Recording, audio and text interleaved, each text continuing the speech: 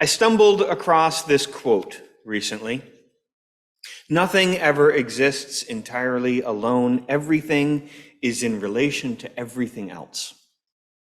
I have heard this sentiment from naturalists and environmentalists, certainly. Also from historians and physicists and systems theoreticians. Nothing ever exists entirely alone. Everything is in relation to everything else. This particular wording, however, I found labeled as a quote from Buddhism. It is, of course, no surprise to you that I offer this sentiment as a religious or spiritual message. Nothing ever exists entirely alone. Everything is in relation to everything else. Our relational interdependence is a prominent feature of our spiritual existence. This is a topic I approach from the pulpit with some regularity, I know, at least in terms of how we as individuals can engage with other individuals across our individual differences. Today, I would speak of how your spiritual community can be in relationship with other spiritual communities in mutual support. It isn't always like that. What I'm suggesting is a little countercultural. There is a thing that we do when we form groups together. We have a drive to belong that leads us to build our belonging with borders that create an in-group and an out-group. It's hard. It is a basic aspect of group dynamics. Some people are in the group and some people are not in the group. We love our little congregational community. We are special and beautiful people. Being part of the group is important and means something about those who are in the group. But it is hard because it also implies something about those who are not in the group. And even when our theology calls us to honor the specialness and beauty of all the people, even if they aren't members of the group, it's still hard. I do hope you are a little surprised to learn that Unitarian Universalist congregations have at times been a little exclusive in our groupings. We have at times seen each other as rivals. We would at times speak of how this or that minister was poaching members from another congregation, or how a small congregation was floundering and the neighboring churches would cluck their tongues and say tut tut, but then do nothing to offer support. The pattern is changing, but for a long stretch of time, our free congregations so loved our autonomous and independent nature that we neglected our covenants of mutual support among congregations. It's a feature of Unitarian Universalism that we run by congregational polity, which is usually a happy side note, but occasionally arises as a very important and even distinctive aspect of our way of faith. Congregational polity, in short, means that each Unitarian Universalist congregation is independent. But it's more than that. We take this as a religious precept, not merely as an interesting governing happenstance. Just as you are free to develop your faith freely and independently, to believe as you must, each congregation is likewise free and independent. Now, we do have an association of congregations, the UUA, the Unitarian Universalist Association. Yes, there is real value to be found in our association. We have support staff and programs that help us all to thrive. And honestly, I and other leaders in the Binghamton congregation have been recently in contact with representatives from the UUA, receiving good support. But that body, the UUA, has no authority over how a congregation runs. Other forms of polity, Episcopal, hierarchical, Presbyterian, they have some group beyond the congregation that will determine issues such as which clergy will serve where, what topics can be discussed from the pulpit, which justice issues are important, and who is allowed to get married, baptized, ordained, or buried with ecclesiastical blessing. Our congregational polity essentially says each congregation decides all of that for themselves. And I say it's usually a happy side note until suddenly it becomes very important. So with all of this independence and autonomy, we Unitarian Universalists have in the past fallen into the pattern of not offering mutual support to our neighboring congregations. We might say, for example, that other congregation, it's just doing its own thing, and we have promised not to meddle. But that's not quite what we have promised. As I say, it can be hard. Of course, Unitarian Universalism is not the only religious group that runs by congregational polity. Interestingly, most of those that do in the United States hearken back to an old document written in the mid-1600s called the Cambridge Platform. I don't think I've ever preached about the Cambridge Platform from the pulpit before. It's an interesting thing. The story behind this Cambridge Platform is that a group of settlers from Europe were all in the same area of Massachusetts and decided that they wanted to start a church together. And so they arranged to hold a year-long series of gatherings, meetings, and they would talk about different topics at each meeting. Now, you might think that they talked about points of doctrine. What will be our stance on salvation and sin, grace and predestination?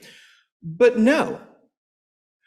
In their meetings, they talked about matters of civil society, about how to be a community together. They were committed to be a church gathered by mutual consent rather than by mutual belief.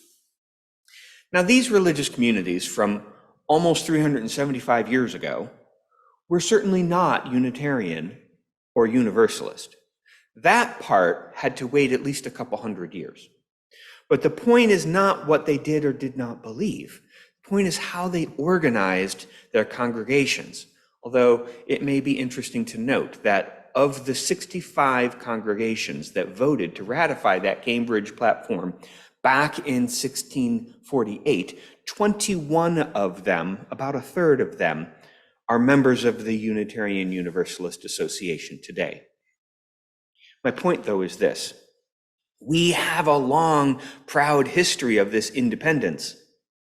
But even way back there in 1648, there was a section devoted to cooperation between churches, or using the language of that document itself, of the communion of churches one with another. Even back then, we made a point of saying, and we should help the other groups, not just our own group. And still over the years, we slip into this pattern of cliquishness and isolation. But it's like that parable of the bundle of sticks, yes? One stick can easily be broken with your bare hands, but several sticks together in a bundle, not so easy to break. Each stick alone is easily snapped, but we are stronger together. This is true, and it's easy to test and verify. And yet it's a little countercultural to cooperate and collaborate.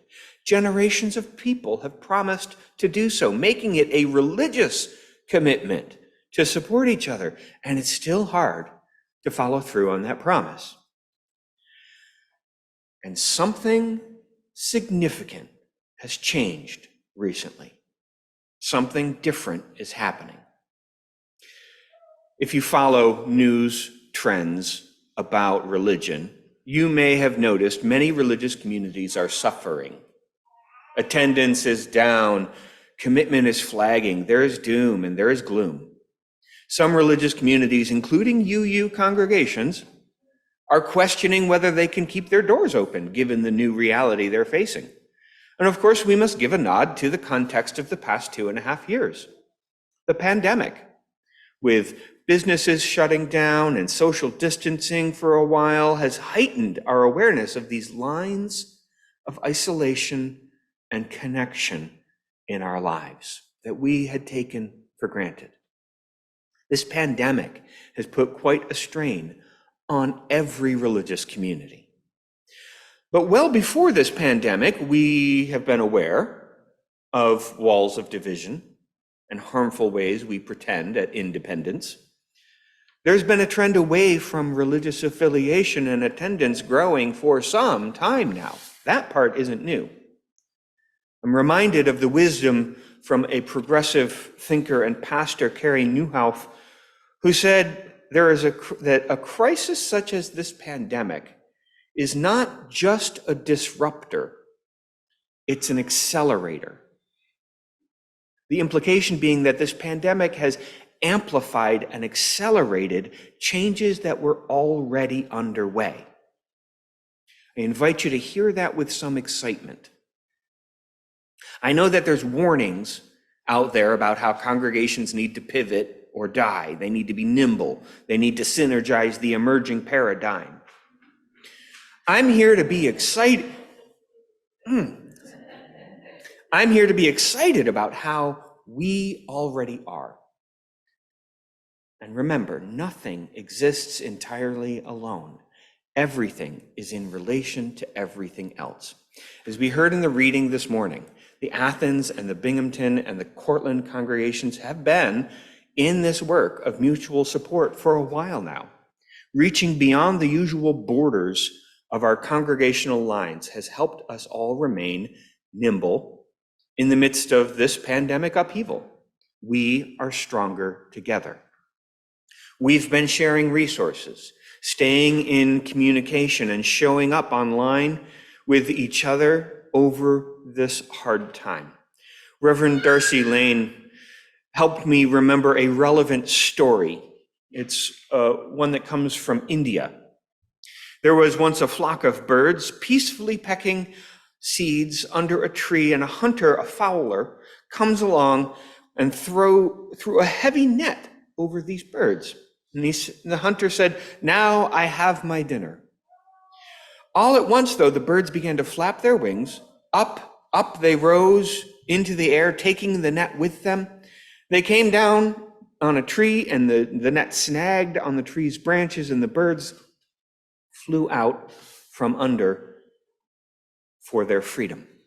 And the hunter looked on in amazement, scratching his head and muttering, "As long as those birds cooperate with one another like that, I'll never be able to capture them. Each one of those birds alone is frail, and yet together they can lift the net."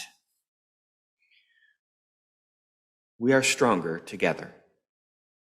I was talking with a few Unitarian Universalist colleagues this weekend about all this.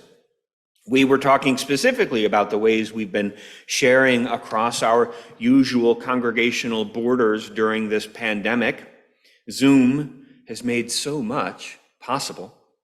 This expanding mutual support is not only happening in our little corner of upstate New York. I heard stories of how one colleague had people from 3 or 4 different congregations reading through the Tao Te Ching with him online weekly for over 2 years. I heard about the Saratoga Springs and Schenectady congregations that are sharing a UU the Vote campaign together, and about how the Syracuse congregations included the Canton congregation in their coming of age program. It feels very much like the Soul Matters small group ministry sessions that we've been sharing as Athens, Binghamton, and Cortland. We call it the ABC, Athens, Binghamton, and Cortland Soul Matters, and all the other things that we've been doing together. All of these UUs reaching out in mutual support across their normal congregational lines. It is heartening. Nothing ever exists entirely alone. Everything is in relation to everything else. Many of us participated in a class that was offered by John Burens last year on the history of the Transcendentalists, a class that was made possible through the Rochester Unitarian Church. One point of feedback that we heard then and we hear often is not about the content of the offering even, but about how good it is, how heartening it is to participate with people outside our own congregation at times with these offerings. We are lifting the net for each other. Alone, each congregation has been struggling, caught in that net of this pandemic, but together we help each other get free. Our sharing across these congregational borders is a blessing at every turn. The UUs in Syracuse want our congregation in Cortland to thrive. The Unitarian Universalists in Schenectady care about how things are going here in Binghamton, that we be strong.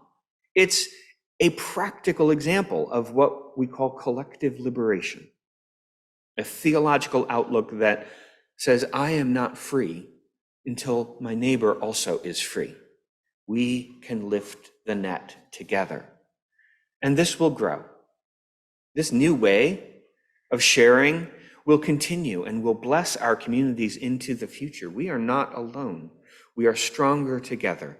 This sometimes countercultural practice of mutual support will bless us in the offering and in the receiving. We can lift this net together. In a world without end, may it be so.